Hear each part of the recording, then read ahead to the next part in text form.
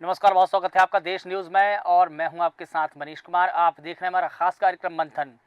देश में anti paper leak कानून यानी कि public examination prevention of the unfair means act 2024 लागू हो गया है। केंद्र सरकार ने शुक्रवार यानी 21 जून की आधी रात को इसका नोटिफिकेशन जारी किया है। यह कानून भर्ती परीक्षाओं में नकल और अन्य गड़बड़ियां रोकने के लिए लाया गया है।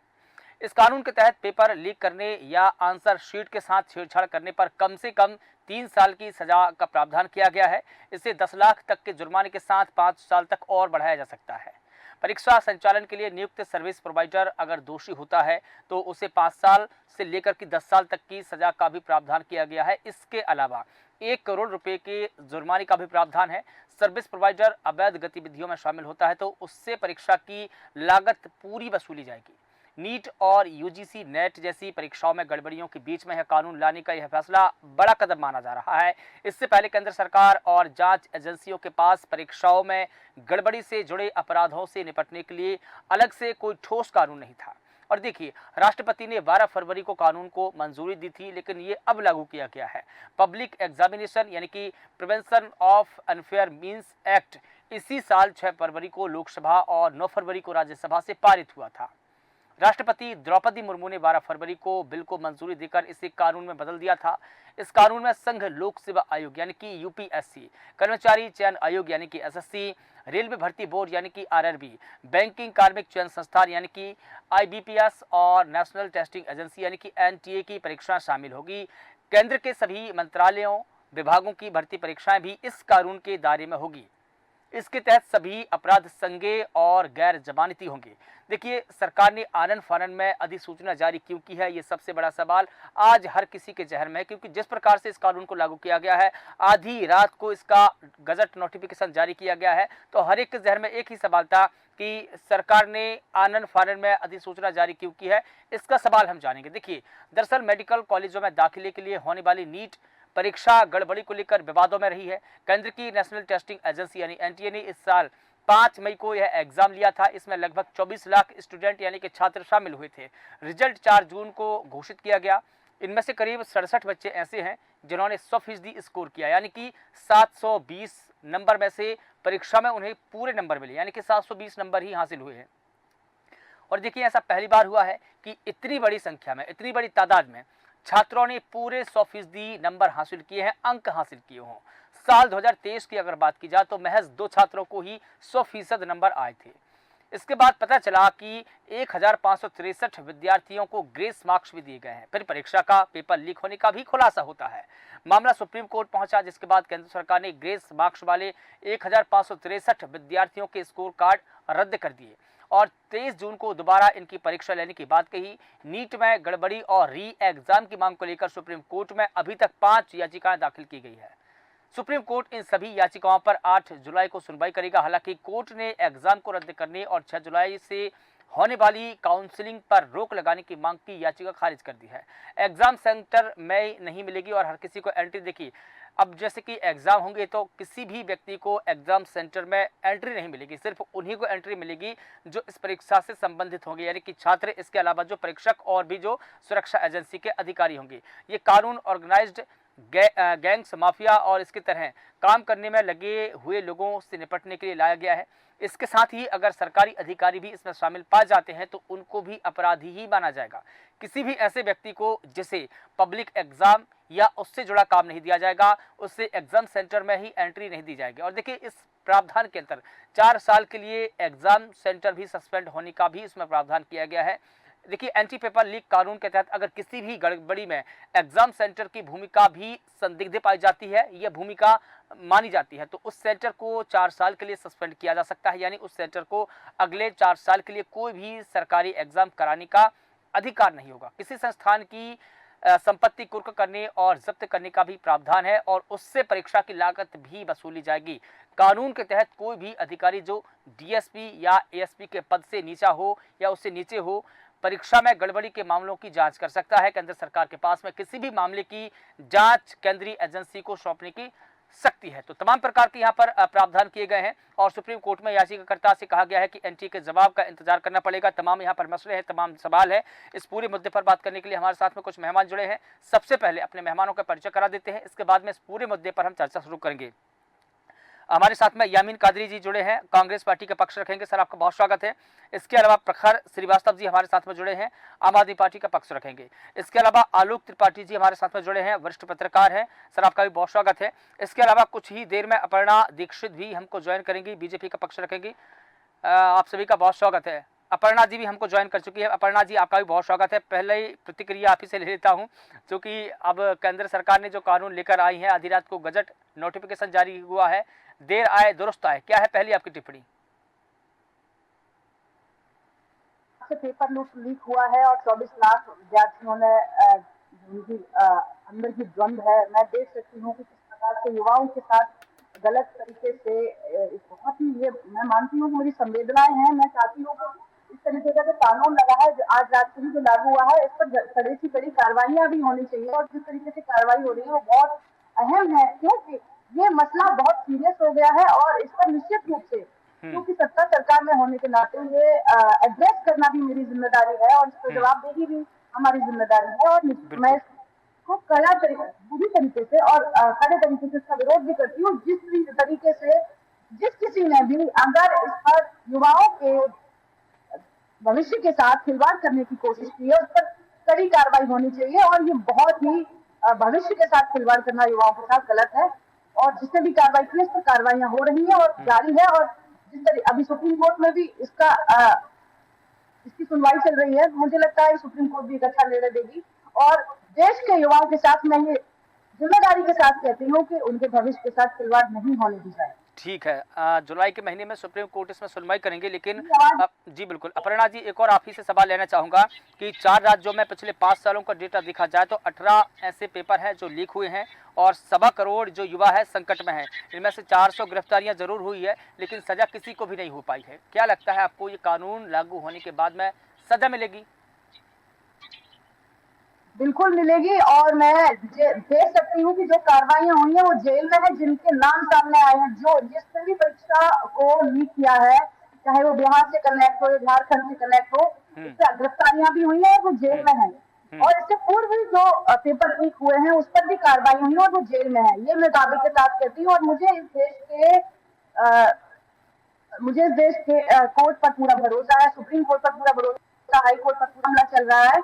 उनको निश्चित रूप से सजा मिलेगी और ये सुनिश्चित करेगी सरकार के ऐसे लोगों को मतलब छोड़ा न जाए। कुल मिला के ये बहुत ही बड़ा अपराध है। भविष्य ये कुल मिला के देशद्रोह होना चाहिए। इस पर एक कड़ा कानून भी जो आया है और मुझे लगता है कि इस तरीके का कानून और कड़ा हो जाना चाहिए। जो 1 करोड़ का मसला है, मुझे लगता है 4-5 करोड़ रुपए या उनकी संपत्ति को एक राष्ट्रद्रोह होना चाहिए, इस तरीके का मामला जो हो।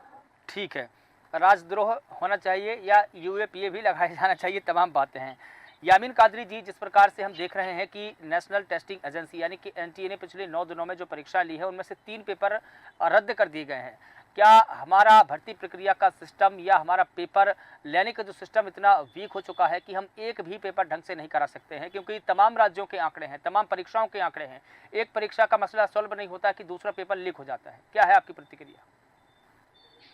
देखिए, मैं ये बताना चाहता हूं कि जो एनटीए जो एजेंसी है, सबसे पहले तो गुजरात से बाहर आनी चाहिए। देश के अन्य किसी प्रदेश के लोगों को एनटीए जो एजेंसी है गुजरात से हटकर गुजरात के लोगों से इसकी कमान हटाई जानी चाहिए और किसी अन्य प्रदेश में जाए। दूसरी बात मैं ये कहना चाहता हूं कि इसमें लिप्त जितने भी लोग हैं, चाहे वो कितने भी प्रभावशाली हों, रसूखदार हों, सत्ता के हों, विपक्ष के हों, उनके खिलाफ कड़ी से कड़ी कार्रवाई होनी चाहिए। जैसे कि नकल माफियाओं के विरुद्ध पूर्व मुख्यमंत्री स्वर्गीय माननीय कल्याण सिंह जी ने एक अध्यादेश लाया था नकल के विरुद्ध, उससे शिक्षा का स्तर बहुत बढ़ गया था। तो मैं ये कहना चाहता हूँ कि अगर शिक्षा के स्तर को और जो परीक्षाओं को और भर्ती को अगर हम पारदर्शी करना चाहते हैं और देश के नौजवानों को और बहनों को हम जो है उच्च पदों पर लाना चाहते हैं, तो हमें बड़े कठोर कानून के साथ ये कार्रवाइयां करनी पड़ेंगी। सबसे पहले तो एक और एक्शन होना चाहिए कि जितने भी विधायक, सांसद, मंत्री या पूर्व विधायक, सांसद, मंत्री या प्रभावशालियों के स्कूल हैं, वहां सेंटर न बनाए जाएं। एक अधिकारी जो होता है उसके साथ 2 अधिकारी चले, एक अधिकारी दौरा करके जाए, दूसरा अधिकारी आए, और वो किसी अन्य दूसरे जिले के होने चाहिए, अधिकारी एक ही जिले के नहीं होने चाहिए, जिले के ट्रांसफर होने चाहिए, जिससे कि ये बिल्कुल स्पष्ट हो जाए कि जो हमारी परीक्षा चल रही है वो बिल्कुल निष्पक्ष चल रही है। एक अधिकारी अगर कोई रसूखदार से संबंध बनाया हुआ है तो दूसरे की नहीं बन पाएंगे। इसलिए इस तरीके की प्रतिक्रियाएं आनी चाहिए, इस तरीके के ठोस कदम उठाने पड़ेंगे, तभी हम इसको जो है रोक पाएंगे। वरना माफियाओं ने, नकल माफियाओं ने, पेपर लीक माफियाओं ने बहुत कदम जो है अपने बढ़ा लिए हैं और एक शिकंजे में ये सारी परीक्षाओं को ले लिया है। इनको जो है मैं उम्मीद करता हूं कि जो है ये खत्म करने का प्रयास करें, लेकिन जो भी इसमें लिप्त हैं सत्ता पक्ष के लोग उन पे से हाथ हटा लें और बिल्कुल दूध का दूध, पानी का पानी हो जाएगा और जो है लोगों को न्याय मिलेगा। क्योंकि जो परीक्षा देने आते हैं ये तो उनके माता पिता जानते हैं किस प्रकार से पैसा खर्च करके, उधार लेकर के, और वो किस तरीके से रेलों में, बसों में ठूस ठूस के आते हैं और प्लेटफॉर्मों पर सोते हैं और फुटपाथों पर सोते हैं और फिर वो परीक्षाएं देते हैं और फिर रद्द हो जाती है तो उनको बहुत टीस होती है। अब यही जो मैंने बताया इस पर हमें सोचना होगा। ठीक है प्रखर श्रीवास्तव जी, एक सवाल आपसे ले लेता हूं। एंटी पेपर लीक कानून यानी कि जो public examination prevention of the unfair means act जो लागू हुआ है 2024 के अंदर, सरकार ने इसका 21 जून की आधी रात की नोटिफिकेशन भी जारी कर दिया है। अब सवाल यह है कि कानून तो लागू हो गया है, लेकिन सवाल यह है कि क्या पारदर्शी तरीके से परीक्षाएं हो पाएंगी। जिस प्रकार से प्रधानमंत्री मोदी या जो तमाम हमारे राजनेता हैं वो ये कहते नजर आ रहे हैं कि हम पारदर्शिता लाने की कोशिश कर रहे हैं, क्या लगता है आपको कि ट्रांसपेरेंसी आएगी? उम्र भर यही गलती करते रह गए, उम्र भर यही गलती करते रह गए, धूल चेहरे पे थी, आईना पोंछते रह गए। मनीष जी, सबसे पहले आपको नमस्कार, आपके सभी दर्शकों को मेरा नमस्कार और यहाँ पे बैठे हुए सभी प्रवक्ता गणों को मेरा नमस्कार।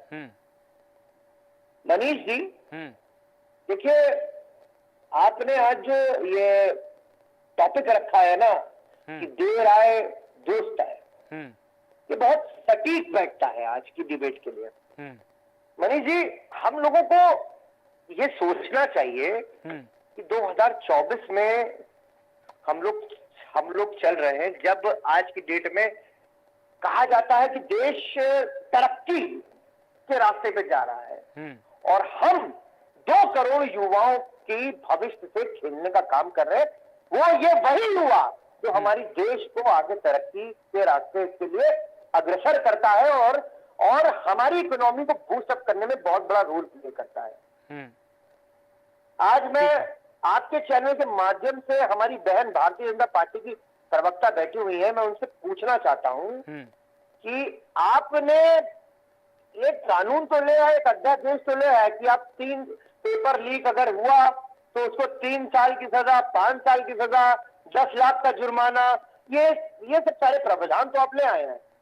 अरे हम बच्चों का आप क्या करेंगी जिनकी उम्र निकल चुकी है और वो इस इंतजार में थे कि मुझे पेपर देना, पेपर आपकी निकम्मी सरकार प्रखर जी माफ कीजिएगा, आपको रोकना चाहूंगा। प्रखर जी एक मिनट रुकिएगा। अपर्णा दीक्षित जी ने कानून नहीं बनाया है, कानून संसद बनाती है, संसद में कानून बना है और यहाँ पर हमारे देश के जितने भी माननीय हैं जिनको हम चुनकर भेजते हैं हमारे सांसद के तौर पर, उन्होंने कानून बनाया है। सवाल आप अपर्णा जी से कर सकते हैं, लेकिन आप ये कह रहे हैं कि अपर्णा जी उनका क्या करेंगी? अपर्णा जी कोई संस्था थोड़ी है जो आप बच्चों को पास कर देंगी।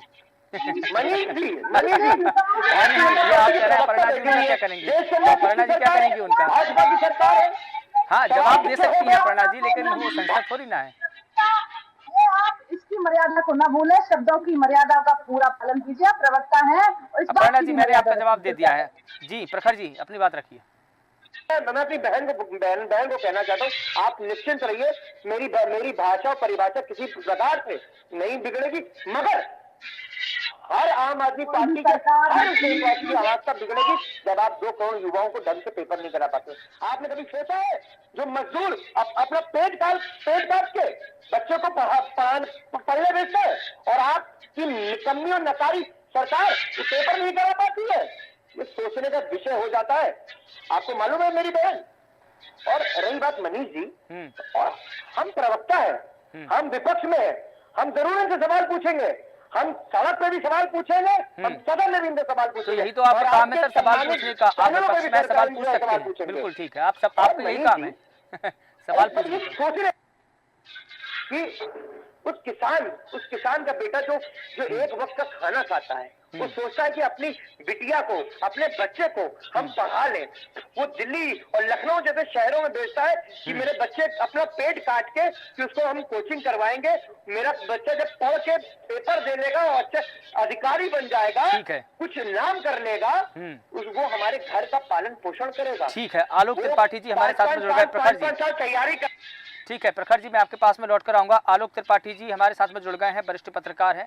सर, मैं आपसे जानना चाहूंगा, जिस प्रकार से नीट और यूजीसी नेट जैसी परीक्षाओं में गड़बड़ियों के बीच में ये जो कानून आया है, ये सबसे बड़ा कदम माना जा रहा है केंद्र सरकार का। देखिए, इससे पहले केंद्र सरकार और जांच एजेंसियों के पास में परीक्षाओं में गड़बड़ी के लिए और उससे जुड़े अपराधों के लिए ऐसा कोई अलग से ठोस कानून नहीं था जिससे कि गड़बड़ी को रोका जा सके या ठोस कार्रवाई की जा सके। लेकिन अब ऐसा लग रहा है कि कानून के आने के बाद में गड़बड़ियों को भी रोका जा सकता है, ठोस कानून है, ठोस कार्रवाई भी हो सकती है, कार्रवाई भी ऐसी होगी जो नजीर बनेगी। क्या लगता है आपको कि इस कानून के आने के बाद में सुधार होगा?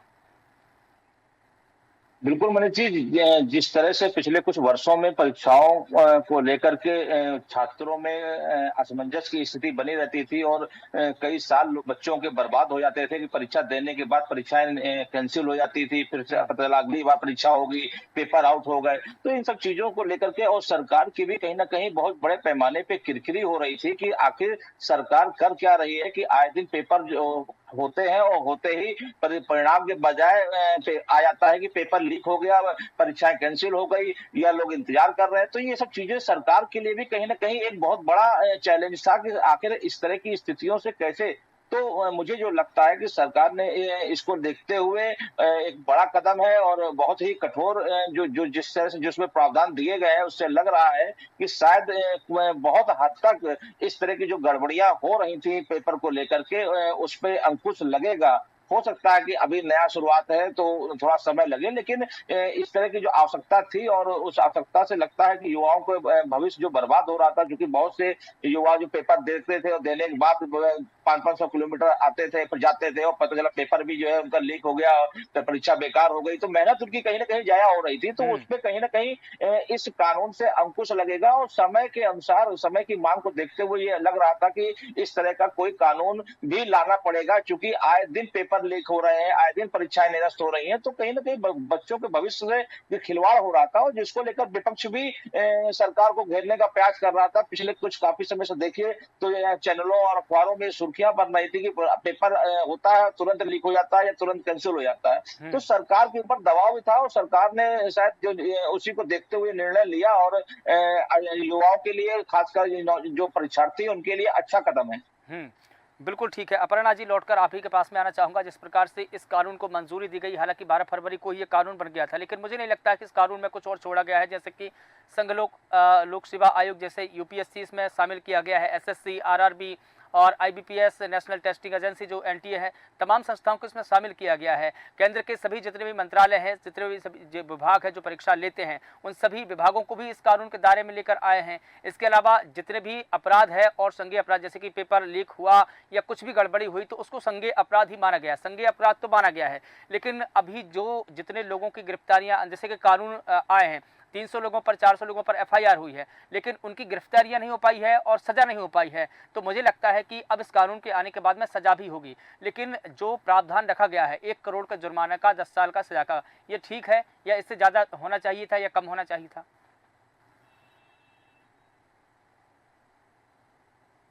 ठीक है, लेकिन इसमें और भी ज्यादा बदलाव हो सकते थे, जैसे कि इस कानून को 1 करोड़ की जगह 5 करोड़ भी हो जाना चाहिए। मैं ये भी अपेक्षा रखती हूँ आने वाले समय में। इस समय जो विषय चल रहे हैं गंभीरता से लिए जा रहे हैं, सरकार पूरी तरीके से अपने प्रयास कर रही है कि किस तरीके से इन पेपर लीक मामले को रोका जाए, क्योंकि गिरोह बहुत बड़ा है। जैसे तेजस्वी यादव के पीएस का नाम आ रहा था, प्रीतम कुमार जी का। तो जब इस तरीके के बड़े लोग जो इन्वॉल्व हैं, इन लोगों को पर्दे के पीछे जो लोग हैं जिनके चेहरे भी सामने नहीं आ रहे हैं, जो छोटे प्यादे हैं उनके चेहरे सामने आ रहे हैं, मेन लोगों के चेहरे सामने नहीं आ रहे हैं। असल में अगर इसकी पूरी जांच हो रही है तो आप देखेंगे कुछ समय बाद कि बड़े बड़े चेहरे भी सामने आएंगे। लेकिन मैं एक एक बात कहना चाहती हूँ इस डिबेट में कि सरकारें आपकी भी थी 55 साल तक, तब आपके राहुल गांधी जी को प्रधानमंत्री जी के बेटे थे जिनके नंबर 61% आए थे।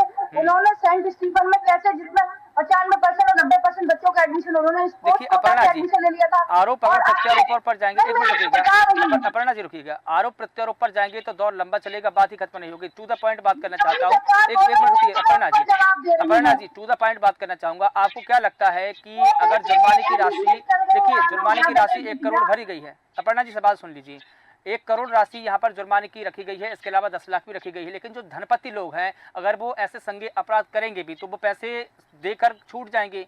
सजा का प्रावधान होना चाहिए था। यहाँ पर एनएसए की बात की जा रही है कि एनएसए लगना चाहिए था, या और भी जो यूपीए है वो भी लगना चाहिए था। क्या इसका प्रावधान हो सकता था? बिल्कुल, और निश्चित रूप से अगर इस तरीके का जो अभी कानून संशोधन हुआ है जिसमें 1 करोड़ का पैसा देना होगा, 1 करोड़ रुपए देने होंगे और 10 साल तक की सजा कर दी है, 3 से 10 साल तक की।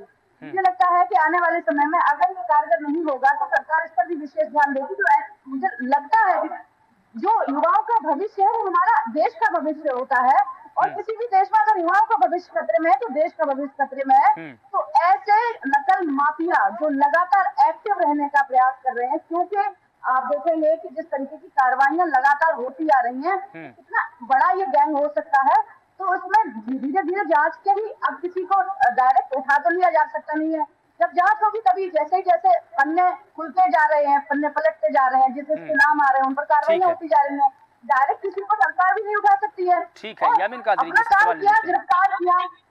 ठीक है यामिन जी, जिस प्रकार से ये नोटिफिकेशन जारी हुआ तो ये सवाल लोगों के जहन में उठा कि सरकार ने आखिर क्यों आनन फानन में इसकी अधिसूचना जारी की, आधी रात को क्यों की? इससे पहले भी सरकार कर सकती थी, क्योंकि लगातार यहाँ पर देखिए एग्जाम होते ही रहते हैं, और भारत जैसे बड़े देशों में हर महीने हर हफ्ते किसी न किसी एजेंसी के माध्यम से या किसी न किसी विभाग के एग्जाम होते रहते हैं। तो ये कानून पहले लागू क्यों नहीं किया गया फरवरी में? ये सवाल लोगों के जहन में था। आना चाहिए ये सवाल, और ये जो देर आए दुरुस्त आए नोटिफिकेशन जारी किया है, ये बात मैं पहले भी अपने वक्तव्य में कह चुका हूँ कि जब तक गुजरात से एनटीए को नहीं हटाया जाएगा तब तक ये पेपर लीक की प्रतिक्रिया जारी रहेगी, और लोग जो है मुलजिम, जो बड़े मुलजिम है, बड़ा मगरमच्छ है, वो भारत छोड़कर फट से बाहर भाग जाएगा। अभी मैं सोशल मीडिया पे एक देख रहा था ब्रेकिंग न्यूज कि जो है बाहर है मुख्य आरोपी। तो इस प्रकार से कानून 3 साल की सजा नहीं, इसमें आजीवन कारावास कर देनी चाहिए, और उन बड़े मुखियाओं का नाम उजागर होना चाहिए। गिरफ्तारी क्यों नहीं हो रही है? अरे हम तो ये जानते हैं कि अधिकारियों की निगाह में हर काम होता है, 1 दिन 2 दिन 3 दिन। हमारी पुलिस इतनी सक्रिय है कि कोई हत्या, मर्डर, डकैती, लूट होती है, 2-3 दिन में उसका पर्दाफाश करती है, वर्कआउट करती है। तो ये जो नकल माफिया थे, पेपर लीक वाले जो लोग हैं, उनकी गिरफ्तारियां नहीं हो रही हैं। अब इसमें कहीं ऐसा नहीं हो कि बड़ा मगरमच्छ भाग जाए और छोटे छोटी मछलियों को पकड़ लिया जाए, तो ये फिर कानून का दुरुपयोग होगा। ये सरकार को बहुत पहले सोचनी थी। सरकार 10 साल से काम कर रही थी, और ये जो अब विपक्ष ने जो हमला बोला, और देश के बहन बेटियों ने और बेटों ने, नागरिकों ने जब हमला बोला है कि हमारी मेहनत पे पानी फेर रही है ये सरकार, इसलिए रात में नोटिफिकेशन जारी हुआ। कहीं ऐसा नहीं हो कि देश का नौजवान हमसे नाराज हो जाए। ठीक है प्रखर श्रीवास्तव जी, ये जो कानून आया है, ऑर्गेनाइज्ड जो गैंग्स है, जो माफिया है और इस तरह के कामों में संलिप्त रहते हैं, उन लोगों से निपटने के लिए लाया गया है। सुधार होने की उम्मीद है, लेकिन सरकारों की ही अगर बात की जाए तो देखिए पिछले 18 ऐसी परीक्षाएं हैं जो तमाम सरकारों में लीक हुई है। प्रखर जी। मनीष जी आप बिल्कुल सही कह रहे हैं। अभी ये जो नया कानून लेकर आए हैं जिसमें ये एनटीए परीक्षा कराता था, अब 3 एजेंसीज मिलकर परीक्षा कराएंगी। तो मैं भारतीय जनता पार्टी की प्रवक्ता यहाँ बैठी हुई है, मेरा उनसे सीधा सा सवाल है, जब एक एजेंसी ढंग से एग्जाम नहीं करा पाती तो 3 एजेंसी मिलकर कैसे ढंग से एग्जाम कराएंगी? और क्या आश्वासन सरकार ये करती है कि पेपर अब लीक नहीं होगा, लोगों का भविष्य नहीं खराब होगा? और तीसरा बहुत ही महत्वपूर्ण मनीष जी सवाल आता है, वो सवाल ये आता है कि जो जैसे मान लीजिए मनीष जी मैं अपनी एज लिमिट के हिसाब से एक आखिरी अटेम्प्ट दे रहा हूँ, और किसी भी कारणवश जो भूतपूर्व मैंने जो एग्जाम दिया उसका पेपर लीक होगा और वो एग्जाम रद्द हो गया और मैं एज से लिमिट एक्सीड कर दूं, क्या सरकार कुछ ऐसा प्रावधान लेकर यहाँ पर आई है कि जिनकी एज लिमिट एक्सीड हो चुकी है वो फिर से पुनः पेपर दे सकते हैं, या उनके भविष्य के लिए सरकार ने क्या सोचा है, इस पर भी सवाल उठता है। और हम लोग को चर्चा करनी चाहिए कि सरकार ने एग्जामिनेशन की सुविधा है इसमें। प्रखर जी, अभी जिस प्रकार से जो परीक्षाएं कैंसिल हो गई है, री एग्जामिनेशन के लिए सरकार ने कहा है ना, सुप्रीम कोर्ट में भी कहा है कि हम री एग्जामिनेशन करेंगे और बच्चों के साथ, भविष्य के साथ में खिलवाड़ नहीं करेंगे। नहीं मनीष जी, मेरा क्या कह रहा हूँ आप बात नहीं समझ रहे हैं जी। मेरा सिर्फ कहने का मकसद इस प्रकार का है कि जो बच्चों ने अपना समय बर्बाद, जिनका समय बर्बाद हुआ उनको और जो उनके माताओं पिताओं का जो पैसा बर्बाद हुआ, और एग्जाम ये सरकार दिलाने में असफल हो गई, किसी तरह का कोई भी कंपनसेशन उन परिवार को, उन युवाओं को दिया गया? ठीक है, कंपनसेशन भी दिया जाना चाहिए। ठीक है, आलोक त्रिपाठी जी, अंतिम सवाल आपसे जाना चाहूंगा, जिस प्रकार से अब जिस भी सेंटर पर एग्जाम या वहां पर लीक होंगे या गड़बड़ियां पाई जाएंगी, उसको 4 साल तक के लिए सस्पेंड किए जाने का प्रावधान है। क्या लगता है आपको कि ये बिल्कुल ठीक है, या उस सेंटर को बंद कर देना चाहिए था, या उस पर भी कार्रवाई की जानी चाहिए था?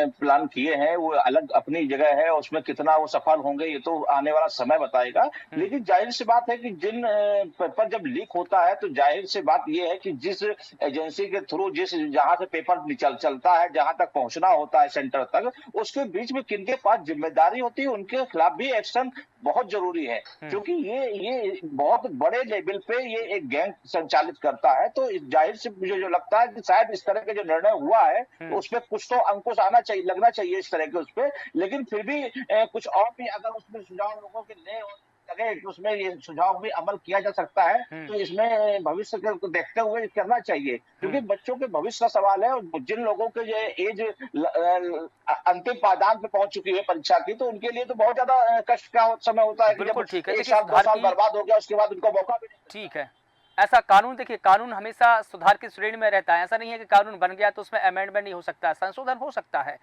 फिलहाल हमारे पास में समय का अभाव है, इसलिए इस पूरी परिचर्चा को यहाँ पर विराम देना होगा। आप सभी का बहुत शुक्रिया इस मुद्दे पर बात रखने के लिए। तो बता दें कि देश भर में एंटी पेपर लीक कानून लागू हो चुका है। आधी रात को इसका नोटिफिकेशन जारी किया गया है, लेकिन बड़ा सवाल यह है कि आखिर पेपर लीक के पितामह कौन है? क्या कानून की कड़ाई होगी? कानून आया है तो क्या सख्ती होगी? और इस बात की क्या गारंटी है कि अब पेपरों में गड़बड़ी नहीं होगी? क्योंकि कहीं ना कहीं आश्वासन सरकार को भी देना होगा, संस्थाओं को भी देना होगा, क्योंकि उन बच्चों की पेपर लीक हुई है जो ताउम्र कड़ी मेहनत करते हैं और कमर तोड़ मेहनत करने के बाद में एग्जाम देते हैं, तो उन बच्चों के ऊपर क्या बीतती होगी। तो इस बात का आश्वासन संस्थाओं को भी देना होगा और सरकार को भी देना होगा।